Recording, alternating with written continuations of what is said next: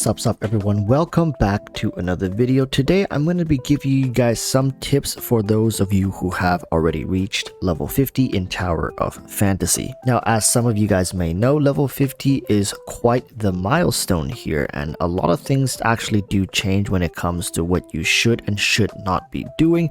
This could actually make or break your account's progression pushing towards level 60 and beyond.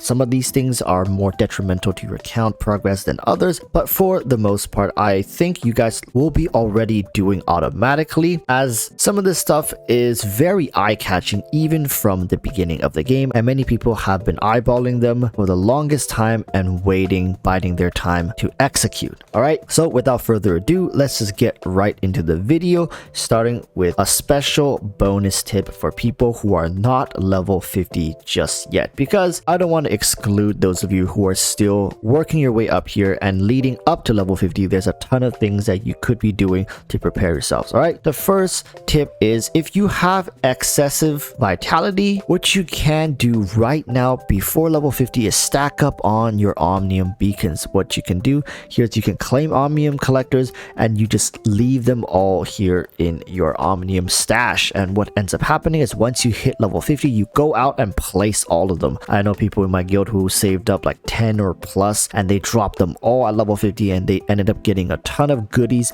because at level 50 you get better rewards from your beacons. Yes, this is not talked about a lot and it's not very clear in game as well, but this is very helpful for people who are short on resources while at the same time are taking the game extremely slow, playing at their own pace. This could be extremely rewarding if you start doing it early. All right, so that's going to be the only tip for non-level 50 players. If you're level 50 now, probably isn't a smart move to use your vitality on omnium beacons, but hey, who knows, if you feel spicy and you want to gamble, you want to play this kind of hide and seek game, be my guest. All right, so let's move on officially to the very first tip, and that is Wanderers. It is time to start grinding the joint operations. Yes, finally, difficulty 6. This unlocks level 50 and the recommended rating is 26,160, but don't worry about that. I'm sure a team of 20,000, maybe even a little less than 20,000 can clear this with no problem, as long as you guys know what you're doing. And don't worry, we're going to be talking a little bit about that later in the video as well, as to what you should be doing, what kind of teams you should be rolling, how designated roles should be performing. All right, it's not so difficult that you need to be a whale or you need to be carried, but it's not so easy that you can just go in kind of like difficulty 5 4 3 2 1 and just do whatever the hell you want and still come out with a win. There will be casualties in difficulty 6, but let's just go over why currently it's a good idea. For those of you that watch my video, I urge you guys not to farm difficulty 5. This was something that I wanted to do. I was like, oh my god, look, you know, like gold matrices, that's so worth, right? Like look at difficulty 5, like king and crow. That was a bait, and I almost did get baited if it wasn't for people telling me that, hey, you probably should wait until the gold armored, because the matrices actually have an extremely low drop rate. In fact, I probably spent about 800 vitality since I became level 50 to farm this. I have not gotten a single matrix, but I have gotten 2 pants drops, and I'm still currently farming on my bracers. So people understand you're here to farm the legendary gear. Matrices are going to be a bonus. And also remember, I told you to save up on your joint operation tickets here. It is time to use them. Use these to farm for gold gear and level up your equipment. As you guys can see, I'm slowly working my ways transitioning outside of purple gear to gold legendary gear, and that is something you guys should be doing as well. Joint ops is the way to go now, officially at level 50. If you were going hard on joint ops before, I'm sorry, what can I tell you? There's going to be a bottleneck soon when it comes to your weapon upgrade materials. I've talked about this in previous videos. If you guys follow my content, I'm pretty sure you guys didn't make this mistake. Interstellar exploration still is somewhat important. As we continue to raise our level cap, we will also once again require a ton of resources moving our weapon from 100 to 110, but that is at level 55, which is almost a week from today. So we have a ton of time. Right now, what's really important is leveling up your equipment. All right, so get grinding, people. This is like as simple as it gets. Just go hard on joint operations. Okay, now the next tip I want to give you guys, I'm gonna make this a staple in all of my tip videos, is continue working on your awakening. Do not stop. Keep pushing. My Samir is very close to 4,000, which will give me a huge DPS buff, which is going to be up to 20% of my DPS. And basically what this does is, for every 4 seconds that I don't take damage, I get 1 stack of concentration. And what concentration does is it just increases my damage dealt by 4%, and this can stack up to 5 times, which is a total of 20%. Okay, very big. When it comes to 20%, that's a fifth of your total damage that you're just gonna be getting. This stuff is so free and is just requiring you to do dailies. All right, I have a video talking about this. Make sure to go check that one out. Don't want to get too into it. I'm sure you guys already know this. Okay, moving on. I'm sure some of you guys probably already found this out the hard way, but Frontier Clash, my friend, is now insanely difficult. On top of that, I want to make sure you guys are actually challenging the hard mode, because if you're not challenging the hard mode, you're not going to get the legendary gear drop. Some of you guys probably are face palming right now, be like, wait, there's a hard mode in this? Yes, there's a hard mode, and this isn't some random kitty hard mode. It's like, oh, it's hard. No, it's really hard, right? It has a chance to drop gold gear, and the layout is the same.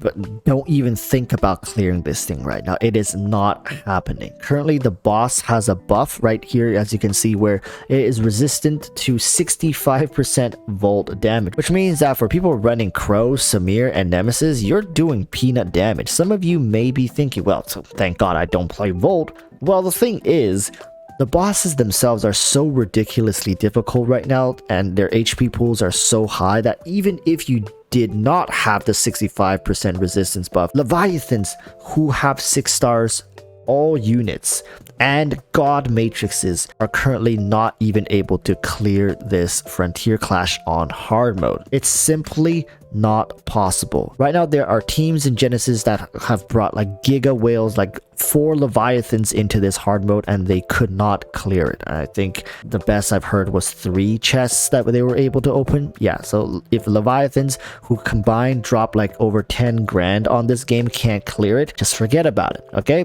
for most of you guys, free to plays or casual players, small dolphins, maybe even whales who are trying to play this, opening 2 chests is already fairly good for most people. 3 chests would be really good. 4 chests, you probably have to wait until this enemy buff rotates away, which happens today on reset, the weekly reset. I believe in a couple hours from me recording this video, this will be different. So by the time you guys watch this video, likely the buff is already different. But yeah, just a tip of advice here, people, don't stress over this. It's simply not possible to fully clear it as of now. No matter how much carrying you get, it's just not doable. Take this one slow.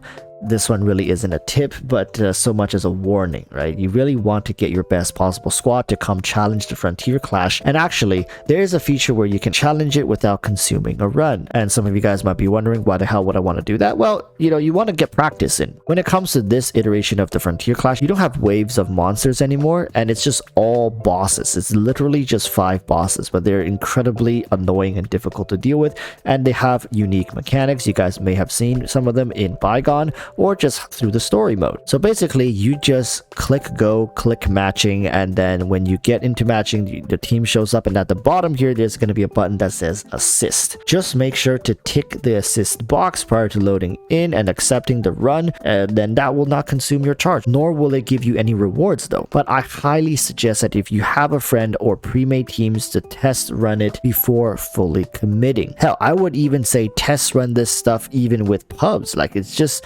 go in, tick assist, they're gonna go in, likely waste their run, you're gonna go in and just get a good feeling for what this iteration of Frontier Clash is all about. Okay, don't waste your runs with random people who have no idea what they're doing. Now moving on to some general advices. Okay, when it comes to co-op content, it's really now a budding time for people to grind out co-op content. You're going to see more and more people looking for teams, screaming for carries, needing help with stuff. But this also means that content is getting more and more difficult. Remember in my previous video where I said people who have been farming joint ops prior to level 50 are going to be heavily bottlenecked by weapon upgrade materials. They're not going to have enough weapon upgrade materials to level up their weapons to level 100 when they turn level 50, and that has really been the case with a lot of people right now. So they're heavily undergeared, and on top of that, they haven't optimized their teams for the most part, while also being too used to previous difficulty levels that they are not aware of their surroundings. It's really time to pay attention to your teammates a little more now. Content is ramping up in difficulty, and for the most part, people are still just doing things